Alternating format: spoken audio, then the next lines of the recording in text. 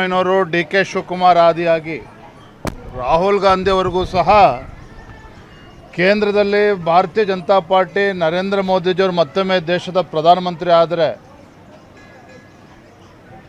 ಸಂವಿಧಾನವನ್ನು ಬದಲಾವಣೆ ಮಾಡ್ತಾರೆ, ಹಾಗಾಗಿ ಕೇಂದ್ರದಲ್ಲಿ BJP ಅಧಿಕಾರಕ್ಕೆ ಬರಬಾರ್ದು ಅಂತೇಳಿ ಸಾಕಷ್ಟು ಅಪಪ್ರಚಾರಗಳು ನಡೀತಾ ಇತ್ತು.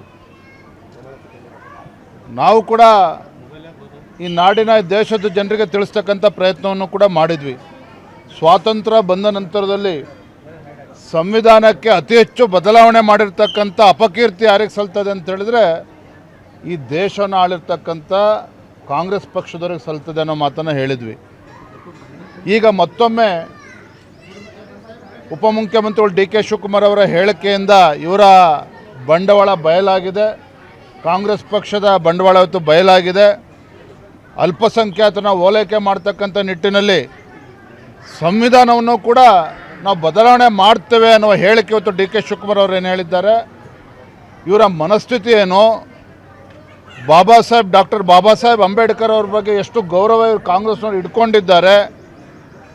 ಯಾಕೆಂದರೆ ಬಾಬಾ ಸಾಹೇಬ್ ಅಂಬೇಡ್ಕರ್ ಅವರು ಸ್ಪಷ್ಟವಾಗಿ ಹೇಳಿದ್ದಾರೆ ಮತ್ತು ಸಂವಿಧಾನದಲ್ಲಿ ಉಲ್ಲೇಖ ಆಗಿದೆ, ಧರ್ಮಾಧಾರಿತ ಮೀಸಲಾತಿಯನ್ನು ನೀಡಬಾರ್ದು ಅನ್ನುವ ವಿಚಾರವನ್ನು. ಇಷ್ಟಿದ್ರೂ ಸಹ ಇವತ್ತು ಡಿ ಕೆ ಶಿವಕುಮಾರ್ ಅವರು ಸಿದ್ದರಾಮಯ್ಯನವರು ಮುಸಲ್ಮಾನರಿಗೆ ಸಂತೃಪ್ತಿ ಪಡಿಸ್ತಕ್ಕಂಥ ನಿಟ್ಟಿನಲ್ಲಿ ಸಂವಿಧಾನ ಬದಲಾವಣೆ ಮಾಡ್ತೇವೆ ಅನ್ನುವ ಹೇಳಿಕೆ ಇದೆಯಲ್ಲ, ಇದು ಪ್ರಜಾಪ್ರಭುತ್ವ ವಿರೋಧಿ, ಸಂವಿಧಾನ ವಿರೋಧಿ ಹೇಳಿಕೆಯನ್ನು ಡಿ ಕೆ ಶಿವಕುಮಾರ್ ಅವರು ಕಾಂಗ್ರೆಸ್ನವರು ನೀಡಿದ್ದಾರೆ.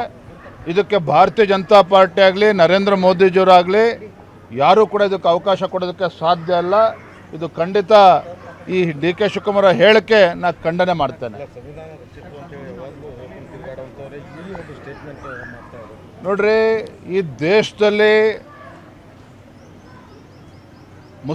ಮುಸಲ್ಮಾನರನ್ನ ವೋಟ್ ಬ್ಯಾಂಕ್ ಆಗಿ ಮಾಡಿಕೊಂಡು ಈ ರಾಜ್ಯದ ಈ ದೇಶದ ಶೋಷಿತ ಪೀಡಿತ ಸಮುದಾಯಗಳನ್ನು ಮತ ಬ್ಯಾಂಕ್ ಆಗಿ ಪರಿವರ್ತನೆ ಮಾಡಿಕೊಂಡು ಅವ್ರನ್ನ ಮತಗಳನ್ನು ದುರುಪಯೋಗ ಪಡಿಸ್ಕೊಂಡಿರ್ತಕ್ಕಂಥವ್ರು ಕಾಂಗ್ರೆಸ್ನವರು.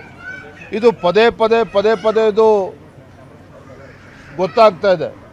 ಹಾಗಾಗಿ ಒಟ್ಟಾರೆಯಾಗಿ ಡಿ ಕೆ ಶಿವಕುಮಾರ್ ಅವರ ಹೇಳಿಕೆ, ಅದು ಕೇವಲ ಡಿ ಕೆ ಶಿವಕುಮಾರ್ ಅವರ ಹೇಳಿಕೆ ಅಲ್ಲ, ರಾಹುಲ್ ಗಾಂಧಿಯವರ ಮನಸ್ಥಿತಿ, ಈ ರಾಜ್ಯದ ಮುಖ್ಯಮಂತ್ರಿಗಳ ಮನಸ್ಥಿತಿಯನ್ನೇ ಇವತ್ತು ಡಿ ಕೆ ಶಿವಕುಮಾರ್ ಅವರು ಹೇಳಿರ್ತಕ್ಕಂಥದ್ದು.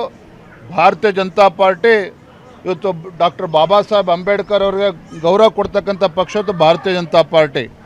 ಡಾಕ್ಟರ್ ಬಾಬಾ ಸಾಹೇಬ್ ಅಂಬೇಡ್ಕರ್ ಅವರಿಗೆ ಮತ್ತು ಸಂವಿಧಾನಕ್ಕೆ ಗೌರವ ಕೊಡ್ತಕ್ಕಂಥ ಮಹಾನ್ ವ್ಯಕ್ತಿ ಯಾರಪ್ಪ ಅಂತೇಳಿದ್ರೆ ದೇಶದ ಹೆಮ್ಮೆಯ ಪ್ರಧಾನಮಂತ್ರಿ ನರೇಂದ್ರ ಮೋದಿಜಿಯವರು. ಹಾಗಾಗಿ ಡಿ ಕೆ ಶಿವಕುಮಾರ್ ಅವರ ಹೇಳಿಕೆಯನ್ನು ಖಂಡಿಸ್ತೇವೆ ಮತ್ತು ಯಾವುದೇ ಕಾರಣಕ್ಕೂ ಅದಕ್ಕೆ ಅವಕಾಶನ ಮಾಡಿಕೊಡೋದಿಲ್ಲ.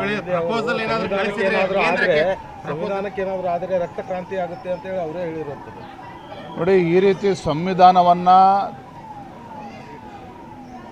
ತಮ್ಮ ಚಟಕ್ಕೋಸ್ಕರ ಸಂವಿಧಾನವನ್ನು ಕೂಡ ಬದಲಾವಣೆ ಮಾಡ್ತೇವೆ, ಮುಸಲ್ಮಾನರ ಓಲೈಕೆಗೆ ಸಂವಿಧಾನವನ್ನು ಬದಲಾವಣೆ ಮಾಡ್ತೇವೆ ಅನ್ನುವ ಹೇಳಿಕೆ ಇದೆಯಲ್ಲ, ಇದು ಅಸಾಧ್ಯ. ಇದು ಯಾಕೆಂತೇಳಿದ್ರು ದೇಶದಲ್ಲಿತ್ತು ನರೇಂದ್ರ ಮೋದಿಜಿಯವರು ದೇಶದ ಪ್ರಧಾನಮಂತ್ರಿಯವರು.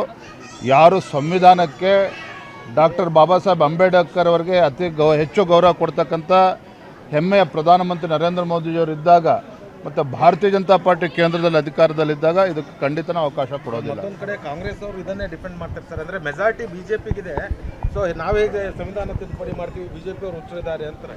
ನೋಡ್ರಿ, ಇವರ ಹೇಳಿಕೆಯಿಂದನೇ ಗೊತ್ತಾಗ್ತದೆ ಯಾರು ಹುಚ್ಚರಿದ್ದಾರೆ ಅಂತೇಳಿ.